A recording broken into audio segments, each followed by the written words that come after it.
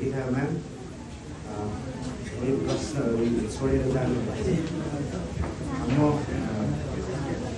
तपाईँहरू बिहानदेखि बसिराख्नु भएको छ।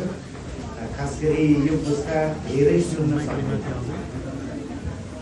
मैले बुझेसम्म, तर यति लामो समयदेखि बसिरहेको छ, यसमा खुसी लागेको छ। सगरमाथा इन्स्टिच्युटद्वारा यो वर्ष आफ्ना प्रशिक्षार्थीहरू जसले बेसिक सँगसँगै डिप्लोमाको कोर्सलाई चाहिँ सहजतापूर्वक सम्पन्न गरेको छ। उहाँहरूका निमित्त आयोजना गरेको ग्रेजुएसन सेरेमनीका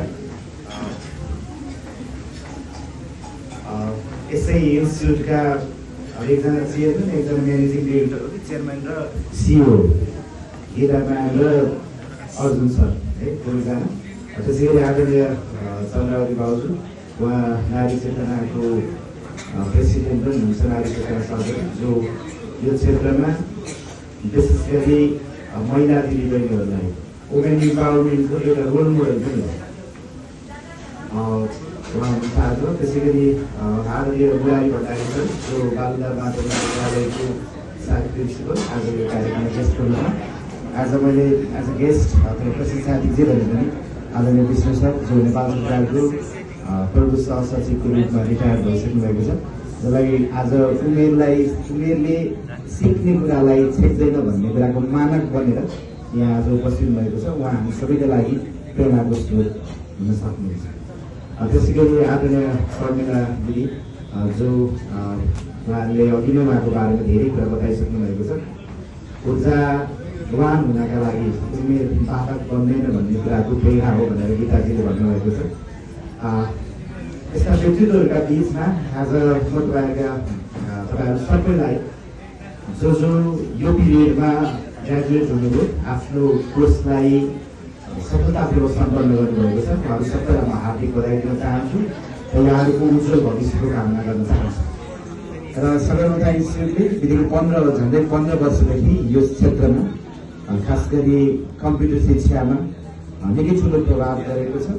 यहाँ धेरै व्यक्तित्वलाई कम्प्युटर लिटरेचरमा चाहिँ उहाँले भूमिका खेल्नुभएको छ, कम्प्युटर लिटरेसीमा योगदान दिनुभएको छ। यसको जसरी प्रशंसा गरे पनि कमै हुन्छ। सायद मानिसले पैसासँग जोडेर हेर्ने पनि गर्छ होला, तर पैसा भन्दा पनि उहाँहरूले यसको आर्थिक स्तर र त्यो आर्थिक स्तर कमजोर भएकाहरूलाई पनि अपलिफ्ट गर्नका लागि बिना पैसा पनि धेरै मानिसहरूलाई सिकाउनु भएको छ, जो समाजका लागि अनुकरणीय हो। यो तालिमको पात्र हुन्छ। कृपया उहाँलाई जोरदार तालीले सम्मान व्यक्त गरिदिनु। सम्पूर्ण प्रशिक्षार्थी मित्रहरूलाई हार्दिक आग्रह गर्न चाहन्छु। अघि नै केही प्रश्न सोध्नुभएको छ, यही म विष्णु सरलाई साक्षी राखेर भन्न चाहन्छु।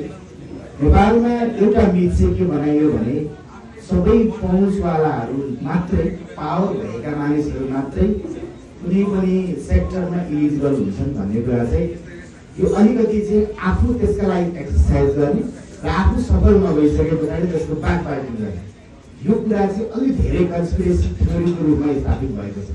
आज पनि नेपाल सरकारको जागिर खानका निमित्त लोकसेवा आयोगको इक्जाम दिनुपर्छ। आज यो नेपालको एउटा इन्स्टिट्युसन जुन इन्स्टिट्युसनप्रति सबैको विश्वास छ, जुन इन्स्टिट्युसनमा चाहिँ फेयर कम्पिटिसन हुन्छ भन्ने कुराको मानक लोकसेवा आयोगले बनाएको छ, जहाँ कसैको भनसुन चल्दैन, जहाँ योग्य र काबिल मानिसहरू मात्रैले पास गर्न सक्ने भन्ने कुराको मान्यता स्थापित छ। यो नेपालको लागि आज पनि गौरवको विषयवस्तुको रूपमा रहेको लोकसेवा आयोग, जहाँ कसैको कुनै प्रधानमन्त्री अथवा मन्त्री अथवा कुनै सांसदले भनेर त्यहाँनिर आफ्नो मानिसहरू राख्न सक्ने इन्स्टिट्युसन होइन। नेपाल सरकारमा इलिजिबल हुनका लागि, नेपाल सरकारको जागिर खानका लागि, रोजगारी प्राप्त गर्नका लागि त्यो इन्स्टिट्युसनबाट लोकसेवा आयोगको एक्जाम पास गर्नै पर्छ। यो एउटा यहाँहरू सबैले ख्याल गर्नुपर्ने विषयवस्तु फेयर कम्पिटिसन मुलुकमा छ र नभएका कहीँ कुनै गाउँपालिका, कुनै नगरपालिकामा सामान्य कुरामा कसै कुनै व्यक्तिलाई भर्ती गरेका कुरालाई चाहिँ विषयवस्तुलाई अलिक तोडमोड गरेर त्यहाँ कसैले त्यो कुराको लागि गरेको होला, हुनसक्छ। तर समग्र रूपमा नेपालमा ठुलो सङ्ख्यामा आउने भनेको, ठुलो सङ्ख्यामा रोजगारी सिर्जना गर्ने भनेको प्रदेश लोकसेवा आयोग छ र सँगसँगै केन्द्रीय लोकसेवा आयोग छ। यी दुईवटा इन्स्टिट्युसनले आज पनि सबैका लागि चाहिँ त्यो तपाईँले फेरि हेर्न सक्नुहुन्छ। त्यो इन्स्टिट्युसन हामीलाई गर्विलो इन्स्टिट्युसन यहाँ नातावाद चल्दैन, यहाँ फिर्कावाद चल्दैन। यहाँ आफ्नै दममा आफ्नै बलमा जागिर खानका लागि त्यो इन्स्टिट्युसन हाम्रो गौरव बनाएको छ। त्यस कारणले यो कुरा पनि अलिक बढी अस्ति भर्खरै हामी एउटा आन्दोलनबाट गुजिरहेका छौँ। त्यो आन्दोलनमा पनि एउटा मिथ थियो, खास गरी देशभन्दा बाहिर बस्नेहरूले यो मुलुक सकिसकेको भान हुने कुराको एउटा प्रचार गर्छ, सधैँ गर्छ। त्यसको एउटा मानव हो। आज जेनजी भाइ बहिनीले समाजमा तीनवटा मुद्दा उठाउनु भएको थियो। एउटा सोसियल मिडियाको निर्वाध रूपमा प्रयोग गर्न पाउनुपर्छ, त्यतिखेर सोसियल मिडिया ब्यान गरिएको थियो। खास गरी नेपाल सरकारले सोसियल मिडिया ब्यान गर्नुको पछाडि यो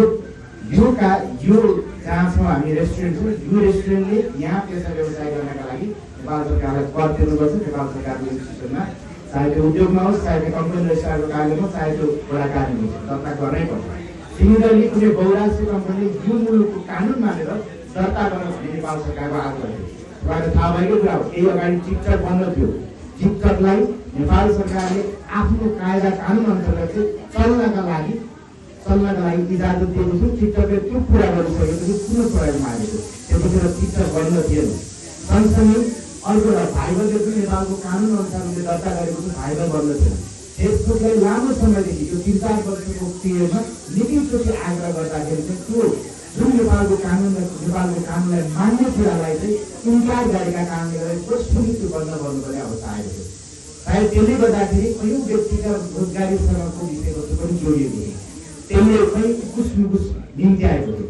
त्यो कहीँ न कहीँ त्यो उकुस मुकुसले गर्दा केही विद्यार्थी साथीहरू, युवा साथीहरू यहाँ त्यो सरकारलाई एउटा विरोधको लागि सोच्छ विरोध, लोकतन्त्रमा विरोध गर्न पाइन्छ, आफ्ना कुराहरू राख्न पाइन्छ, त्यो विरोधका लागि शान्तिपूर्ण विरोधका लागि चाहनुभएको थियो। अर्को मुद्दा थियो नटेकेन। लामो समयदेखि 52 सालमा प्रधानमन्त्री भएको व्यक्ति पनि आज 84 सालमा त्यही व्यक्ति प्रधानमन्त्री देखिनुपर्ने हो कि पटक एउटै व्यक्तिको रिपिटेसनका कारणले गर्दा नेपालको लोकतन्त्र बलियो हुन सकेन, संस्थागत सुशासन कायम गर्न सकेन भन्ने कुराको फिल भइरहेको थियो। त्यो कुराका लागि पनि प्रेसर थियो। यदि त्यो प्रेसरका कारणले आम जनमत बन्न सकोस् र जसका लागि अर्को निर्वाचनबाट अथवा पार्टीभित्रको निर्वाचनमा त्यो व्यक्तिलाई पुनः आउने बाटो बन्द गर्नका निमित्त पनि त्यो एउटा शान्तिपूर्ण रूपमा दबाव छ। र अर्को मुद्दा थियो भ्रष्टाचार। मुलुकमा भ्रष्टाचार हामीले सुनिरहेको छ। 40 सालको परिवर्तन पछाडि पटक मुलुकमा धेरै काण्डहरू घटिरहेका छन्। ती काण्डहरू कहिले पनि सेटलमेन्ट हुन सकेन। ती काण्डहरूका माध्यमबाट कसैले पनि दण्डित बन्नु परेन, जसका कारणले मुलुक भ्रष्टाचारको चुल्लुमा आलमा डुबेको छ। त्यस कारण भ्रष्टहरूलाई छानी कारवाही गर्नुपर्छ भन्ने कुराको माग थियो। त्यो मागभन्दा अलिक ठुलै उपलब्धि भयो। मुलुकमा अघिल्लो वर्ष 1 वर्ष अगाडि केपी सरकारमा आउँदै गर्दा जम्मै 12वटा आन्दोलनहरू भइरहेका। ती 12वटा आन्दोलनहरू सबै सेटलमेन्ट भइसकेका थिए। तर त्यस पछाडि ती आन्दोलनका माध्यमबाट आफूलाई स्थापित गर्न नसकेका शक्तिहरूले चाहिँ अब जेनजीका माध्यमबाट आफ्नो मुद्दालाई स्थापित गर्न सकिन्छ र आफू स्थापित हुन सकिन्छ कि भन्ने अभिप्रायले चाहिँ यो आन्दोलनमा चाहिँ आगोमा धुँ हाल्ने काम गरेको छ। आज जति पनि लुटपाट भएको छ, यही वडा कार्यालय चल्यो, यही मेयर साहबको घर लुटपाट भएको छ, यही अरूसँगै रहेको एउटा वडा कार्यालय चलेको छ, एउटा वडा अध्यक्षको घरमा मोटरसाइकल जलाइएको छ, अर्को लुटपाट पनि भएको छ, अर्को वडाको घरमा गाडीले आगो लगाएर चलाएको छ। एउटा सामान्य यहाँ भएका घटनाको प्रतिनिधित्व घण्टा नेपालको ठुलो इन्स्टिट्युसन संसद भवन जल्यो, सिंहदरबार जल्यो। आखिर अन्ततः हामीलाई क्षति भयो। यो क्षति हामीलाई मात्र होइन, हाम्रो पुस्तालाई क्षति भएको छ। यसका लागि राज्यले बनाउनका लागि अझै कयौँ वर्ष हामीले कुर्नुपर्ने